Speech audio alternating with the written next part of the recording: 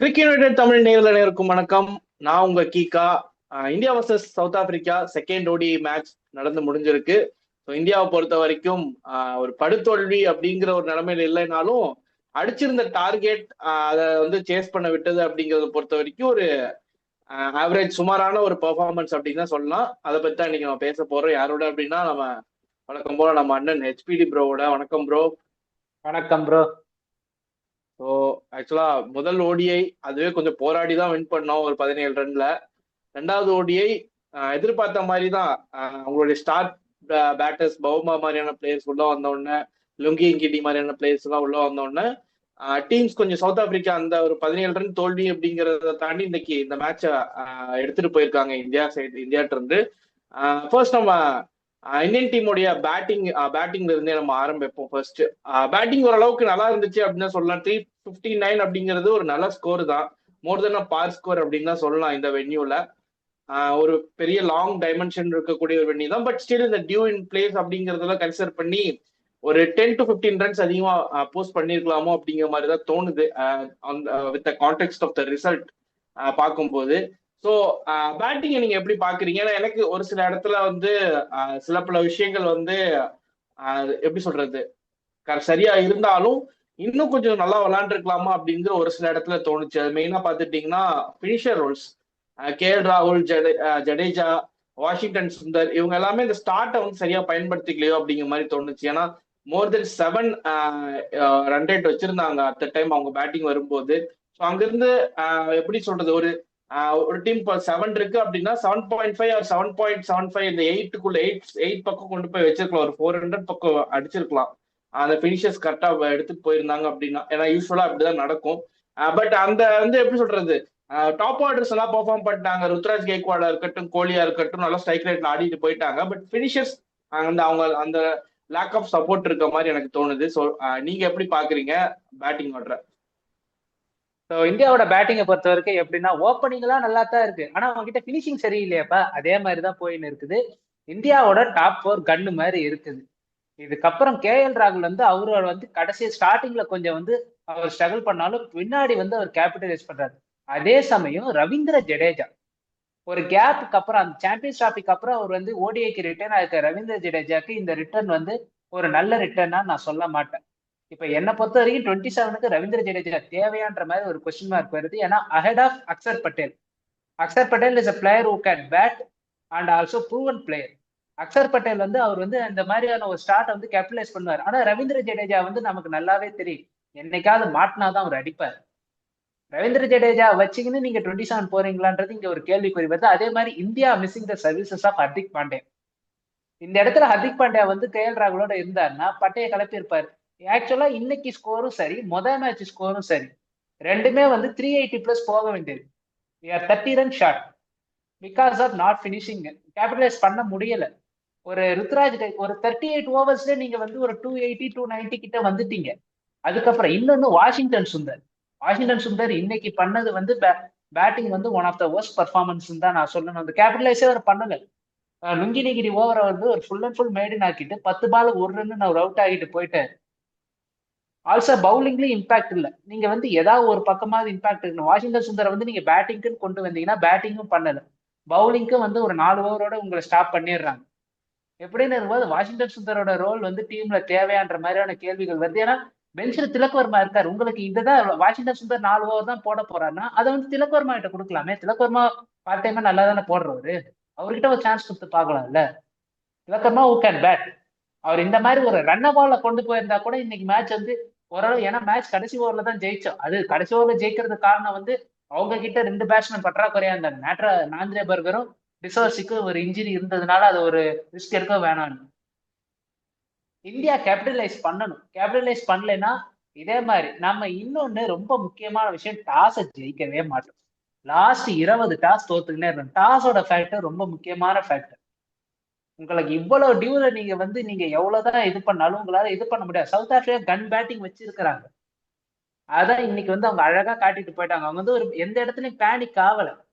லாஸ்டா கடைசியா wicket mark out ஆனார்ல, அந்த ஓவர்லயே அவங்க 13 ரன் எடுத்துட்டாங்க. அந்த ஒரு எக்ஸ்பீரியன்ஸ் சவுத் ஆப்பிரிக்கா காட்டுச்சு. இந்தியா கொஞ்சம் எக்ஸ்பீரியன்ஸ் லேக் பண்றாங்களோ. இன்னைக்கு fielding was below par. Subsequently இன்னைக்கு வந்து ரொம்ப ஒரு பிலோ பாரான ஃபீல்டிங். ரவீந்திர ஜடேஜா 2 மிஸ்ஃபீல்ட் பண்ணது எதிர்பார்க்கவே இல்லை. எஸ்எஸ்சி ஜெய்ஸ்வால் கேட்ச் விட்டதா இருக்குது. குல்தீப் யாதவ் வந்து அதெல்லாம் வந்து ஒரு சிங்கிள டபுள்னு கன்வெர்ட் பண்ணியிருந்தா பிரச்சனை இல்லை. சிங்கிள் போற இடத்துல 4 போச்சு. விக்கெட் எடுக்க வேண்டிய இடத்துல 4 போச்சு. இன்னைக்கு 5 பால்ல தான் நம்ம தோத்துருக்கிறோம். இதை நீங்க தடுத்திருந்தீங்கனால கான்டெஸ்ட்ல வந்து 12 ரன் 5 பால் இருந்திருக்கு. எப்படி வேணாலும் போகும். கொஞ்சம் இந்தியா கிட்ட வந்து அந்த லேக் ஆஃப் கேம் அவேர்னஸ் இன்னைக்கு நம்ம பார்த்தோம். ஸோ அண்ட் அப்படியே அங்கிருந்து நம்ம பவுலிங் யூனிட் எடுத்து பார்த்துட்டோம் அப்படின்னா நீங்க ஆல்ரெடி பேசியிருந்தீங்க. இன்னும் கொஞ்சம் எலாபரேட்டா நம்ம பேசுவோம். பெரிய பிளேயர்ஸ் கிடையாது, சீனியர் பிளேயர்ஸ் கிடையாது. ஒரு பும்ராவா இருக்கட்டும், ஒரு ஷமியா இருக்கட்டும், இல்ல ஒரு சிராஜா இருக்கட்டும், இந்தியாவுடைய லீடிங் பவுலர்ஸ் கிடையாது. பிரசித் கிருஷ்ணா, ஹர்ஷ்தீப் சிங் அண்ட் ஹர்ஷித் ராணா இவங்க தான் விளாடுறாங்க டீம்ல. ஸோ இவங்க வந்து ஃபர்ஸ்ட் மேட்ச் வந்து எப்படியோ வின் பண்ணிட்டாங்க. ஹர்ஷித் ராணா அந்த அன்னைக்கு அவருடைய டேவா இருந்துச்சு. ஸ்டார்டிங்ல விக்கெட்ஸ் எடுத்தாங்க. ஆக்சுவலா சொல்ல போனா பார்ட்னர்ஷிப் மிடில் ஓவர்ஸ்ல பில்ட் ஆச்சு. ஹர்ஷித் ராணா அந்த பவர் பிளேல விக்கெட் எடுத்ததுதான் சவுத் ஆப்பிரிக்கா அந்த மேட்ச் லூஸ் ஆகிறதுக்கு மிக முக்கியமான காரணமா இருந்துச்சு. இன்னைக்கு பாத்துட்டீங்க அப்படின்னா பெரிய அளவுல பார்ட்னர்ஷிப் பில்ட் பண்ண விட்டாங்க. ஸோ அந்த மிடில் ஆர்டர்ஸ்லயும் பார்ட்னர்ஷிப் பில்ட் ஆச்சு. அந்த பார்ட்னர்ஷிப் பில்ட் அப்படிங்கிறத இந்த பவுலர்ஸ் கேபிட்டலைஸ் பண்ணலையோ அப்படிங்கிற மாதிரி எனக்கு தோணுது. ஏன்னா இந்த பவுலர்ஸ்க்கு அந்த அளவுக்கு ஒரு பெரிய எக்ஸ்பீரியன்ஸ் கிடையாது. ஹர்ஷித் ராணா ஒரு 10 ஓடி மேட்ச் தான் ஆடி இருக்காரு. ஹர்ஷ்தீப் சிங் டெபியூ முன்னாடி ஆயிருந்தாலும் அவரும் வந்து ஓடிஎஸ் பெருசா ஆடினது கிடையாது. அதே மாதிரி பிரசித் கிருஷ்ணாவும் இன் அண்ட் அவுட் தான் இருந்தாரு. இப்பதான் ரெகுலரா ஸ்குவாட்ல டீமுக்குள்ள இருக்காரு. இன்னொரு ஃபேக்டரும் நான் பேசணும்னு நினைக்கிறேன். Bowling rotation after new ODI rule change. இப்ப பாத்துட்டீங்க அப்படின்னா 35 ஓவருக்கு மேல நமக்கு வந்து ஒரே பாலை வச்சுதான் கண்டினியூ பண்ணணுங்கிறது இப்போ ஓடிஐ கிரிக்கெட்ல ஐசிசி கொண்டு வந்த ரூல். ஸோ இதுல வந்து பாத்துட்டீங்கன்னா பிரசித் கிருஷ்ணா ரொம்பவே எஃபெக்டிவா இருப்பாரு. ஏன்னா அந்த ஓல்டு பால் அப்படிங்கிறது நல்லா ரிவர்ஸ் ஸ்விங் ஆகும். பட் நம்ம டாஸ் தோத்துக்கிட்டே இருக்கும்போது நம்மளுக்கு அந்த செகண்ட் பவுலிங் வந்து இந்த டியூ டைம்ல மாட்டிடுது. ஸோ டியூ டைம்ல வந்து அந்த பால எப்படி சொல்றது, ரிவர்ஸ் ஸ்விங்க்கு நம்ம மெயினா வந்து ரிவர்ஸ் ஸ்விங் பண்றது கொஞ்சம் கஷ்டமா இருக்கு. பட் இன்ஃபேக்ட் ஃபர்ஸ்ட் பவுலிங் நமக்கு கிடைச்சிருச்சு. ஒருவேளை டாஸ் வின் பண்ணி எடுத்திருந்தாங்க அப்படின்னா அவருடைய அந்த பொட்டன்ஷியல் நம்ம பார்த்திருப்போம். அதுக்கான வாய்ப்பே இல்லாம போயிருச்சு நமக்கு. ஸோ இந்த டாஸ் இந்த இடத்துல ஒரு ஃபேக்டரா இருக்கு அப்படின்னு சொன்னாலும் ஒரு இன்எக்ஸ்பீரியன்ஸ் என்ன ஓகே நம்ம இந்த பவுலிங் வந்து ஓகே இனி சீனியர் பிளேயர்ஸ் இல்ல, இனி வர காலகட்டங்கள்ல சேஞ்ச் பண்ணிப்பாங்க அப்படிங்கிற மாதிரி நம்ம அந்த பெர்ஸ்பெக்டிவ்ல எடுத்துக்கலாம். அதே மாதிரி இந்த 3 பேர் தான் வேர்ல்ட் கப்புக்கு போறாங்களா அப்படின்னும் இல்லை. ஏன்னா பும்ரா உள்ள வந்துருவாரு. அப்கோர்ஸ் ஷமி ஆர் சிராஜ் யாரோ 2 பேர்ல ஒருத்தராச்சும் வந்துருவாங்க. அப்படிங்கும்போது ஷமி வரவுக்கு வாய்ப்பு, சிராஜ் ஆடிடுவாரு. அப்படிங்கும்போது நமக்கு இந்த பவுலிங் யூனிட்ல ஒருத்தர் தான் ஆட போறாரு. ஸோ அவங்களுக்கு இவங்க ஒரு பிளேயர் ஒரு அசிஸ்டா இருந்தா மட்டும் போதும் அப்படிங்கிற மாதிரியான ஒரு பவுலிங் யூனிட் தான். பட் ஸ்டில் இந்த பவுலிங் யூனிட் இன்னும் இம்ப்ரூவைஸ் ஆயிருக்கலாமோ.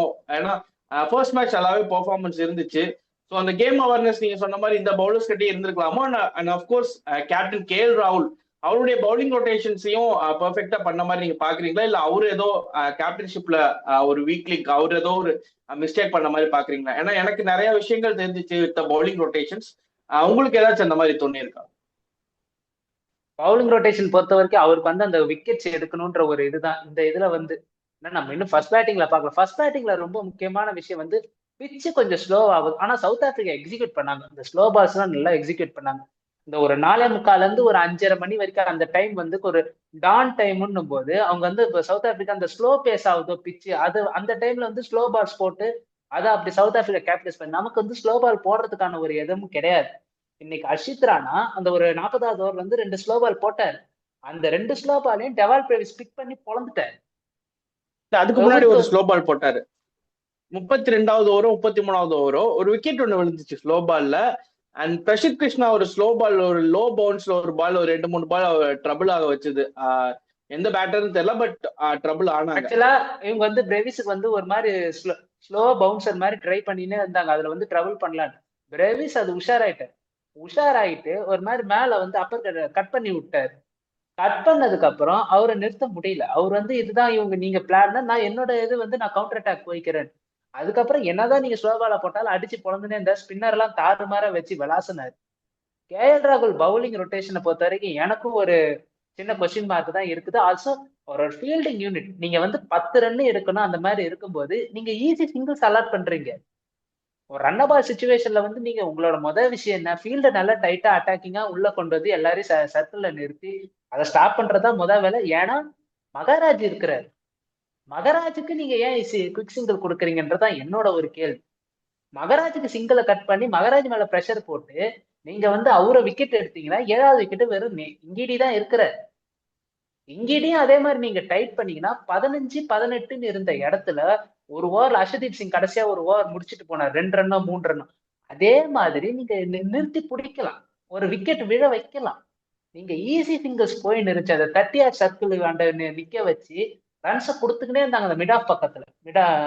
ஆமா மிட் ஆஃப் சைட்ல, மிடானான்னு சரியா தெரியல, அந்த மிட் ஆஃப் சைட்ல ரன்ஸை கொடுத்துக்கிட்டே இருந்தாங்க.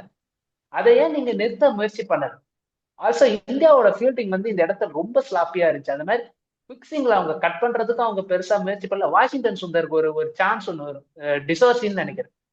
டிசோர்சிக்கு வாஷிங்டன் சுந்தர் வந்து ஒரு டபுள் மைண்டட்ல வந்து அதை ஹர்ஷ்தீப் சிங் பால், ஐ திங்க் ஹர்ஷ்தீப் சிங் பால் ஒரு டபுள் மைண்டட்ல வந்து அப்படியே விட்டுருவார். ஒரு டைவுக்கு அந்த மாதிரி ஒரு எஃபர்ட் இந்தியா கொடுக்கல. இந்தியா ஃபுல் ஃபிளெஜ்டா இன்னைக்கு வந்து ஃபீல்டிங்ல சரியா பண்ணல. மாதிரி டபுள் பேஸ்டா இருக்கு. இல்ல ஒரு டியூ ரீசனா இருக்கிற மாதிரி பாக்குறீங்களா? ஏன்னா எப்படி சொல்றது, ஓவர் ரன் பண்றதா இருக்கட்டும், அந்த மாதிரியான ஃபீல்டு தான், ஸ்லாபி ஃபீல்டிங் தான் நம்ம பார்த்தோம். ஸோ மேபி டியூ வந்து ஒரு ஃபேக்டர் பிளே பண்ணுச்சா இந்தியன் ஃபீல்டர்ஸ் இந்த மாதிரியான ஒரு போர் ஃபீல்டிங் பண்றதுக்கு? டியூ வந்து ஒரு ஃபேக்டரா இருந்தாலும் இவங்க வந்து இது ஒரு லேக்குன்னு தான் நான் சொல்லுவேன். நான் என்ன பண்ணணும்ன்றது தெரியாம ரவீந்திர ஜடேஜாலாம் வந்து ஓவர் ரன் பண்ணிட்டாரு. அவர் அந்த மாதிரி ஓவர் ரன் பண்ணிலாம் நம்ம பார்த்ததே இல்லை. இது டியூனாலும் உங்களுக்கு வந்து வழுக்கின்னு ஓடினா பரவாயில்ல. குல்தீப் யாதவும் அதே மாதிரி ஓவர் ரன்ல தான் விட்டாரு. மோர் தென் டியூ அதை வந்து கரெக்டா ஜட்ஜ் பண்ண முடியாம அவங்க வந்து தடுமாறினதை நம்ம பார்த்தோம். ஸோ இதே மாதிரி ஆக்சுவலா என்னதான் இருந்தாலும் சவுத் ஆப்பிரிக்காவுடைய பெர்ஃபார்மன்ஸ் அப்படிங்கிறது சூப்பராகவே இருந்துச்சு. எப்படி சொல்றது, அதை தாண்டி இந்தியன் பேட்டர்ஸ் வந்து பாத்துட்டீங்க அப்படின்னா நம்ம விராட் கோலி அண்ட் ருத்ராஜ் கெய்க்வாட் அவங்கள பத்தி நம்ம பேசவே இல்லை. ருத்ராஜ் கெய்க்வாட் ஒரு பெரிய கம்பேக், செஞ்சுரி அடிச்சிருக்காரு இன்னைக்கு, ஃபர்ஸ்ட் ஓடிஐ செஞ்சுரி. அதே மாதிரி விராட் கோலிக்கு தொடர்ந்து 2 செஞ்சுரி ஆஃப்டர் அந்த ஆஸ்திரேலியா டூர் முடிஞ்ச உடனே ஒரு ஹை நோட்ல வந்து லண்டன்ல பிராக்டிஸ் எல்லாம் எடுத்துட்டு வந்து 2 செஞ்சுரிஸ் பேக் டு பேக். நம்ம இந்த ஓல்டு கோலி 2016-17 எல்லாம் நம்ம பார்த்திருப்போம், சும்மா செஞ்சுரிஸை வந்து ஃபன்னுக்கு அடிச்சிட்டு இருப்பாரு. அந்த மாதிரியான ஒரு கோலி நம்ம திரும்ப பார்க்க மாட்டோமா அப்படின்னு ஏங்கிட்டு இருந்த டைம்ல திரும்ப அதே மாதிரியான ஒரு கோலி வந்து திரும்ப வந்திருக்காரு. 84th international century, 53rd ODI century. ஓடிஐல நான் தான் கிங் அப்படிங்கிற மாதிரி டைம் அண்ட் அகைன் ப்ரூவ் பண்ணிக்கிட்டே இருக்காரு. எப்படி சொல்றது, ஒரு சைடு இவருன்னு பாத்துட்டீங்கன்னா இன்னொரு சைடு ருத்ராஜ் கெய்க்வாட் கோலி அந்த சைடு நிக்க வச்சுட்டு கோலி மாதிரியே நான் உங்களுக்கு உங்களை மாதிரியே நான் ஆடி காட்டுறேன் அப்படிங்கிற மாதிரி ஒரு சைடு குட்டி கோலி அப்படிங்கிற மாதிரி அவர் ஆடிட்டு இருந்தாரு. அந்த இடத்துல ஸ்டார்டிங்ல இருந்து அந்த பார்ட்னர்ஷிப் பில்ட் பண்ணதா இருக்கட்டும், ஒரு 60 பால்ஸ் அந்த 50 பால்ஸ் தாண்டின உடனே அந்த ஒரு ஃபேஸ்ல அட்டாக் பண்ணி ரன் ரேட்டை இன்க்ரீஸ் பண்றதா இருக்கட்டும். ஸோ அந்த மாதிரி எப்படி சொல்றது, ஒரு வெல் கன்ஸ்ட்ரக்டட் இன்னிங்ஸ் நான் பார்த்தேன் ருத்ராஜ் கெய்க்வாட்ட. சொல்ல போனா நிறைய பேர் நிறைய சோசியல் மீடியாஸ்லயும் நிறைய பேர் என்ன சொன்னாங்க அப்படின்னா, விராட் கோலியோடைய அடுத்த ஒரு வாரிசு அப்படிங்கிற மாதிரி தான் ருத்ராஜ் கெய்க்வாட பாக்குறாங்க. ஏன்னா ஒரு மாதிரி அந்த இன்னிங்ஸை கன்ஸ்ட்ரக்ட் பண்றதா இருக்கட்டும், எந்த இடத்துல வந்து ஆக்சிலேட் பண்ணும் அப்படிங்கிறத விராட் கோலிக்கு அப்புறம் ருத்ராஜ் கெய்க்வாட் தான் அந்த ஒரு ஸ்கில் பர்ஃபெக்டா இருக்க மாதிரி எல்லாரும் பாக்குறாங்க. ஸோ இந்த செஞ்சுரி, அந்த தோல்வியை தாண்டி இந்த 2 செஞ்சுரிஸை நீங்க எப்படி பாக்குறீங்க? விராட் கோலி வந்து நம்ம கன்சிஸ்டன்டா அவர் வந்து அந்த ரன் மிஷின், நம்ம பழைய ரன் மிஷின் எப்படி அந்த மாதிரி ஆயில் போட்டு இது மாதிரி அந்த மாதிரி ஓடினே இருக்கிறாரு அவரு. ஆல்சோ அவரு மேல இருந்த ப்ரெஷரை வந்து அவர் தானே வந்து உடைச்சு காட்டுறன்ற மாதிரி அந்த ஒரு ஈகோ அவரை டச் பண்ணிடுச்சுன்னு நினைக்கிறேன். அனாவசியமா விராட் கோலி மேலேயும் ரோஹித் சர்மா மேலேயும் நம்ம ப்ரெஷர் போட்டுன்னே இருக்குது, எக்ஸ்டர்னல் ஃபேக்டர்ஸ். அதை பத்தி நான் பேச விரும்பல நான். ஸோ அந்த இடத்துல வந்து விராட் கோலியும் ரோஹித் சர்மா என் மேல தேவையில்லாத ப்ரெஷரை வந்து என் மேல வைக்காதீங்க, நான் என்னைக்குமே நான் சாலிடா என் ஃபார்மேட் இதுதான்ற மாதிரி நான் கிங்குன்ற மாதிரி காட்டிட்டாரு. ரோஹித்துக்கு இந்த மேட்ச் படலைனாலும் அடுத்த மேட்ச்ல படுற வாய்ப்புகள் அதிகமா இருக்கு. ஸோ அப்படி நம்ம எடுத்துப்போம். ஏன்னா ரோஹித் இன்னைக்கு சப்ளைம் டச்ல தான் இருந்தார். ஆண்ட்ரே பர்கர் ஓவர்ல அழகா தட்டி விட்டுக்கிட்டே இருந்தார். அது அன்பார்ச்சுனேட் டிஸ்மிசல். விராட் கோலி நல்லா. ருத்ராஜ் கெய்க்வாட் பக்கம் வந்தா ருத்ராஜ் கெய்க்வாட் எல்லாரோட கிரிட்டிக்ஸோட இதையும் வந்து அமைதி ஆக்கியிருக்காரு. ஓப்பனா சொல்லணும்னா the way he handle the spin, அது வந்து ரொம்ப டெரிஃபிக்கா இருந்துச்சு. இந்தியன் டெஸ்ட் டீம்ல யாருமே பண்ணாததெல்லாம் ருத்துராஜ் கைக்வாட் பண்ணாரு. அழகா ஸ்வீப் ஆடினார். இந்தியா வந்து ஒரு ஸ்வீப்பை வந்து அவங்க கையில எடுத்தாங்க இந்த சீரீஸ்ல. அஸ்வினோட யூடியூப் சேனல்ல பார்த்தவங்களுக்கு தெரியும். அந்த ஒரு டேட்டா அனலிட்டிக்ஸோட இருந்த இதுல இந்தியா வந்து ஸ்வீப் ஷாட்டை புதுசா கையில எடுத்திருக்கிறாங்க. அந்த ஸ்வீப் ஷாட் ஆனா மாஸ்டர் பண்ண முடியல, தடுமாறுறாங்க. அந்த ஒரு மாஸ்டரை வந்து ருத்ராஜ் கைக்வாட் பண்ணியிருக்கிறாரோ அது ஒரு பேட்டிங் அப்ப நம்ம பார்த்தோம். கேசவ் மகாராஜா அழகா ஒரு அட்டாக் பண்ணாரு. ஸ்பின்னுக்கான அந்த ஒரு ஃபுட் ஒர்க் அவர்கிட்ட நம்ம பார்த்தோம். கேசவ் மகாராஜா அழகா அட்டாக் பண்ணார். Maybe it is a high time அவங்க வந்து இந்தியன் டெஸ்ட் சர்க்கியூட்குள்ள ருத்ராஜ் கைக்வாட கொஞ்சம் கொஞ்சமா உள்ள கொண்டு வரலாம் அட் நம்பர் 3. ஏன்னா நம்பர் 3 தான் தடுமாறி இருக்கிறாங்க. இது ஒரு நல்ல சான்ஸா இருக்கும். ஏன்னா he has proven the way he batted, the way he constructed, he has the adaptability to play in the test format also. So இப்ப வந்து இந்தியாவுக்கு வந்து ஒரு சின்ன தலைவலி வரும். ஷ்ரேயாஸ் ஐயர் உள்ள வரும் பட்சத்துல ஷ்ரேயாஸ் ஐயர் ஃபிட் ஆகிட்டு உள்ள வந்துட்டாருன்னா ருத்ராஜ் கைக்வாடுக்கு எங்க இடம் இருக்குது அப்படின்னு ஒரு கேள்வி வரும். பட் ருத்ராஜ் கைக்வாட் விராட் கோலி போனதுக்கு அப்புறம் இன்னும் அவர்கிட்ட இருக்கிற அந்த கரியர் ஸ்பேன் 10 வருஷத்துல அவர் ஒரு சாலிட் நம்பர் 3 வர்ற வாய்ப்புகள் அதிகமா இருக்குது, both in test and ODI.